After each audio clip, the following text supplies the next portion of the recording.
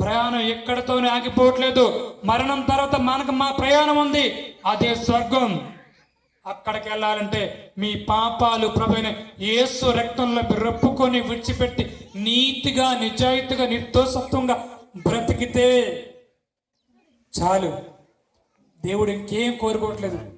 లేదు బాబు, నా జీవితం నా ఇష్టం నచ్చినట్టుగా జీవిస్తాను, నచ్చినట్టుగా తిరుగుతాను, నచ్చినట్టుగా తాగుతాను, మా ఆవిడని కొడతాను, మా ఆయన్ని తడతాను, ఊరంతా మీద ఆడిపోసుకుంటాను, నేను బూతులు చూస్తాను, బూతులు మాట్లాడతాను, నచ్చినట్టుగా తిరుగుతాను, తాగుతాను అని అంటావా? చనిపోయిన తర్వాత నీ ప్రయాణం ఎలా ఉంటుంది తెలుసా? భయంకరమైన అగ్నిగుండం ఉంటుంది అక్కడ. ఇప్పుడైతే వర్షం వచ్చి చాలా బాగా నిమ్మలంగా గొడుగులు వేసుకొని, స్వెటర్లు వేసుకొని, దుప్పట్లు కప్పుకొని, మంట వేసుకొని హ్యాపీగా ఉంటున్నావు. కానీ ఎండ బాగా బగ బగ బగ బగ బగ బగ మండిపోతున్నప్పుడు ఏ వస్త్రం లేకుండా రోడ్డు మీద నిలబడండి. నిలబడగలవా? నిలబడలేమండి. ఎండొచ్చినప్పుడు ఏ గుడ్డ లేకుండా రోడ్డు మీద నిలబడితే నిలబడలేమే. పాపంతో బతికేస్తూ, పాపంతో కాలానంతటిని గడిపేస్తూ మరణిస్తే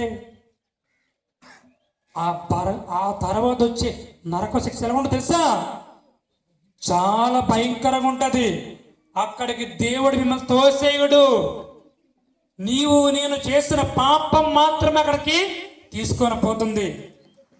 ఎందుకంటే నేను చెప్పే దేవుడు, నేను ప్రకటించే దేవుడు పాపిని ప్రేమించే దేవుడు, కానీ పాపిని నరకంలో పడేసే దేవుడు కాదు. పాపిని దగ్గరికి వస్తావా? నీ జీవితాన్ని మార్చుకుంటావా? నీ జీవితాన్ని సరి చేసుకుంటావా? నీ కుటుంబాన్ని కట్టుకుంటావా? నా దగ్గర నేను మార్చుకుంటాను, మీ జీవితాన్ని వెలిగిస్తాను, ఉన్నతంగా మీ జీవితాలను కట్టుకునే విధంగా, మీ జీవితాలను ఉన్నతంగా దేవుని కొరకు బ్రతికే విధంగా, నా కొరకు బ్రతికే విధంగా మార్చుకుంటాను అంటాడండి ఈ దేవుడు. ఆయనే నజరేయుడని యేసు, మనందరి కొరకు చనిపోయిన దేవుడు, 3 రోజులు సమాధిలో ఉన్న దేవుడు, 3వ రోజు తర్వాత సమాధిని గెలిచిన దేవుడు, మనందరిని కూడా దేవుని కోసం ఎవరైతే బతుకుతారో మనందరిని కూడా తీసుకెళ్ళడానికి మరలా రాబోతున్న దేవుడైన యేసయ్య వస్తాడు, మనందరిని తీసుకెళ్తాడు. నీవు సిద్ధపరచుకో, నువ్వన్నీ సిద్ధపరచేసుకో. ఇప్పుడే నీ బ్రతుకుని భూమి మీద బ్రతుకుండగానే మార్చేసుకో. యేసయ్య రక్తంలో నీ పాపాలు ఒప్పేసుకో, నీ జీవితాన్ని మార్చేసుకో. ప్రభువులో ఉన్నతంగా జీవించు. నిత్య జీవం, చనిపోయిన తర్వాత స్వర్గం దొరికింది. కాబట్టి పాపంతో జీవిస్తానని అనకండరా.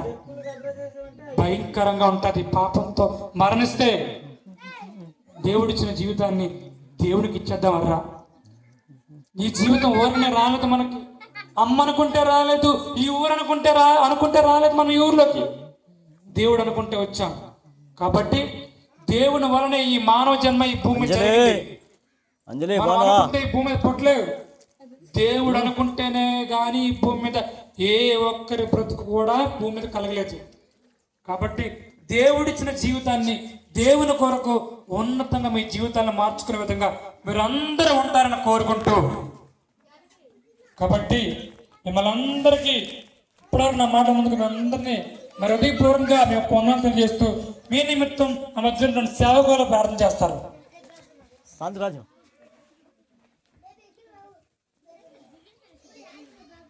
సర్వశక్తిమంతుడ, పూజార్హుడ, స్తుతులకు పాత్రుడ, స్తుతుల సింహాసనముపై ఆసీనుడా, నీకు వందనాలు ప్రభువా. ఈ పెద్దలప్పుడు గ్రామాన్ని ప్రేమించి మీ బిడ్డలైన మాకందరినీ తోడుకొచ్చారు, నీకు వందనాలు. ఎన్నో విలువైన మాటలు ప్రభువా విని ఉన్నారు నాయన నీ బిడ్డలు ప్రభువా. అవును తండ్రి, నువ్వు బాధపడుతూ ఉన్నావు ప్రభువా, నీలో బ్రతకాలని నువ్విచ్చిన ఇదిగో ఆ రాజ్యంలో వారసులు అవ్వాలని గొప్ప ఆశ కలిగి ఉన్నావు తండ్రి. మేమందరూ కూడా ప్రభువా నీ కోసం ఎంతోమందిని ప్రభువా మేము ప్రకటించి ఉండగా వింటున్న ప్రతి ఒక్క బిడ్డల జీవితాల్లో అద్భుతాలని, ఆశ్చర్య కార్యాలని మీరు జరిగించండి నాయన. అయ్యా ఇదిగో విన్న వాక్యము ఫలింపజేయండి. వాక్యం విన్న బిడ్డలు మీరు దీవించండి, ఆశీర్వదించండి. వారు ఏ కష్టాల్లో, బాధల్లో, శ్రమలో, వ్యసనాల్లో, కష్టాల్లో అయ్యా వారు ఉన్నారో ఆ బిడ్డలకు వాటి నుండి విడుదల దయచేయండి. నీ బిడ్డలందరికీ నీ జ్ఞానమును బిడ్డలకు నేర్పిస్తున్నారు. నీకు వందనాలు ప్రభువా. అయ్యా విన్న వాక్యము ఫలింపజేసి ఇదిగో నువ్వు మరలా వస్తున్నావు తండ్రి. నువ్వు వచ్చినప్పుడు మేమందరూ ఎత్తబడే గుంపులో ఉండడానికి, నీతో పాటు ఎత్తబడడానికి మీ సహాయం నీ బిడ్డలందరికీ మీరు దయచేయండి. వారి కుటుంబాలని, పిల్లల్ని, పశువుల్ని అయ్యా వారి ప్రతి దానిని మీరు దీవించండి, ఆశీర్వదించండి. నీ నామానికి మీరు మాత్రమే మహిమ పొందుకోమని నజరేయుడైన యేసు పరిశుద్ధ నామంలో ఈ ప్రార్థన అడిగి వేడి పొంది అన్నాము మా కన్న తండ్రి, ఆమేన్.